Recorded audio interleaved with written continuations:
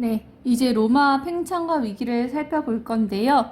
로마가 영토적으로는 팽창하지만 대내적으로는 공화정 체계의 위기를 맞는 시기가 오게 됩니다. 기원전 3세기까지는 로마가 이탈리아 반도를 통일을 했다면요. 이제는 본격적으로 로마 영토가 확장이 되기 시작을 합니다.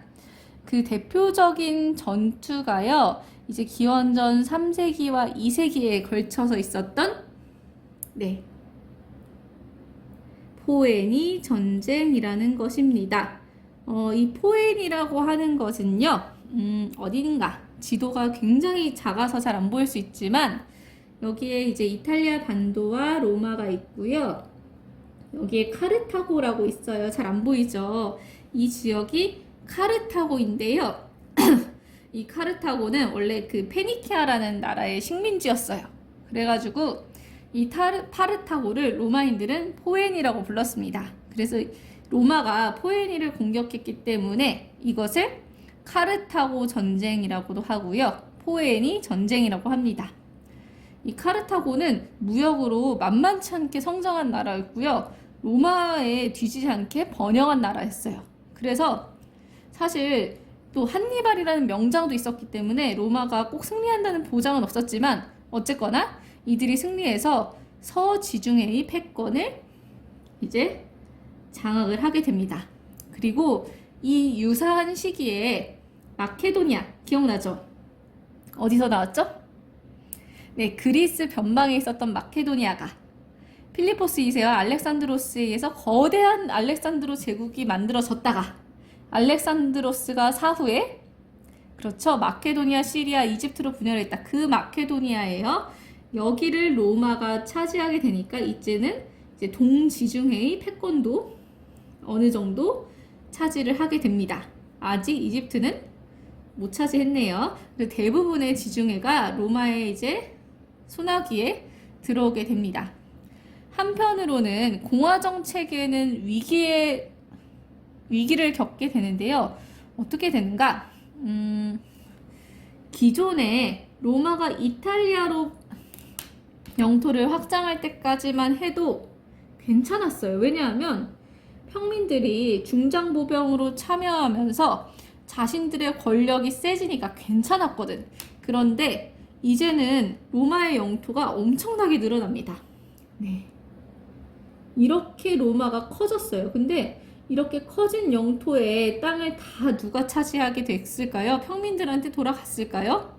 네. 대부분의 영토가 이제 귀족들에게 돌아가다 보니까 귀족들이 대토지 경영을 하게 됩니다.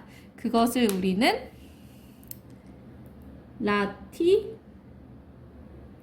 라티푼디움, 이름 참 어렵죠. 라티푼디움이라는 대농장이 성행을 하게 돼요. 그래서 엄청나게 거대한 농장을 귀족들이 이때 차지한 지역의 사람들은 다 로마의 노예가 되거든요. 노예를 통해서 이제 경작을 하다 보니까 기존의 중장보병으로 참여했던 자영농들이 자연스럽게 몰락을 하게 됩니다. 그래서 이 상황을 대응하고자 우리 항상 역사에서는 위기가 오면 개혁가가 등장을 하죠. 이때 등장한 개혁가가 그라쿠스 형제예요. 이 그라쿠스 형제는 기존의 로마 공화정 체제를 돌아가기 위해서는 이 평민들이 살아야지만 로마 공화정이 제대로 굴러간다라고 생각을 했었던 거죠. 그래서 이 형이었던 사람은 농지법을 만들어서 가이우스 그라쿠스 농지법을 만들어서 일정 이상의 토지 소유를 금지를 시키고요. 근데 굉장히 귀족들이 반발을 해서 실패로 끝납니다. 이 동생이었던 티베리우스도 곡물법을 시행을 해서 곡물 가격을 좀 싸게 해서 어떻게든 평민들의 삶을 좀 나아지게 해보려고 했었는데 둘 다 귀족의 반대로 실패를 하게 됩니다. 그렇게 대농장은 성행하고 개혁은 실패하고 이러다 보니까 사회가 굉장히 혼란스러운 모습을 보이게 돼요. 반란이라고 했는데 혼란이라고 합시다. 굉장히 혼란스러워집니다. 어떻게 혼란스러워졌냐? 어떤 사람들은 귀족들의 권한 보장해줘야 되지 않냐? 귀족파들이 있었고요. 아니다. 우리 평민들 살려야 된다. 평민파로 나뉘어서 이제 신나게 싸웁니다.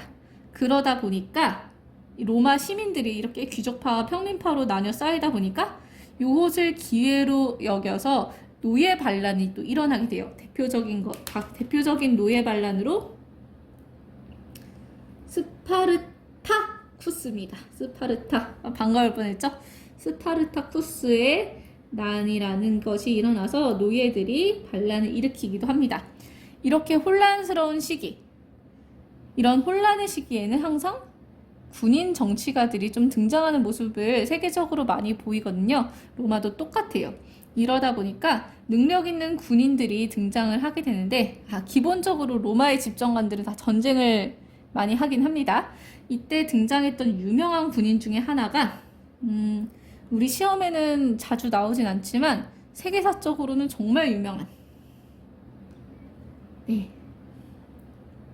카이사르와 또 다른 사람들이 등장해서 삼두 정치, 3명의 대표가 정치를 한다 해서 카이사르와 폼페이우스, 크라수스 이 3사람들이 1차 삼두 정치를 해요.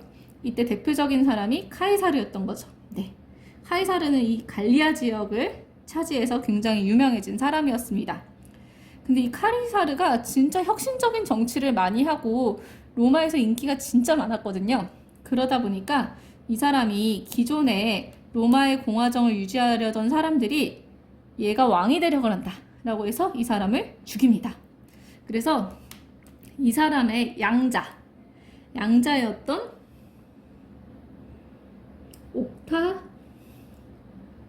옥타비아누스가 이 카이사르의 정치적인 유산을 모두 받게 되죠.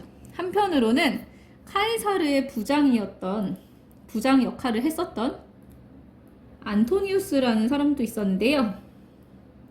이렇게 옥타비아누스와 안토니우스가 서로 대립을 하면서 서로 이제 카이사르의 후계를 자처하려고 합니다.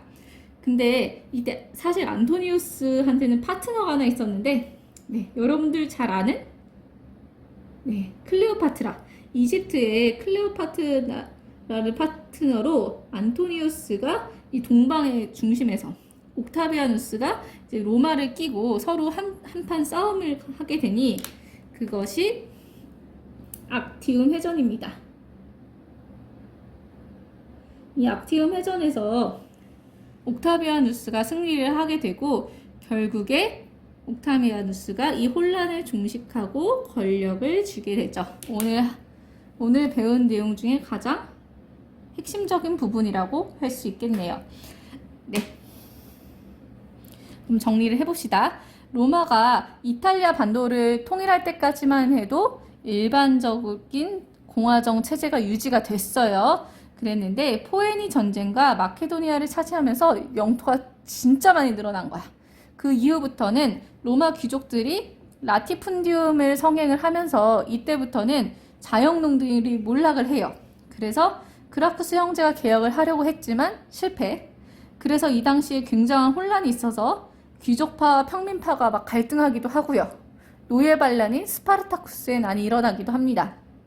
그래서 삼두 정치의 그런 과도기적인 정치 형태를 지니게 돼서 카이사르의 1차 삼두 정치, 그리고 옥타비아누스의 2차 삼두 정치가 진행이 되는데, 이 옥타비아누스가 이제 안토니우스와 클레오파트라 세력을 물리치고 악티움 해전에서 승리하면서 이제 로마를 장악을 하게 됩니다.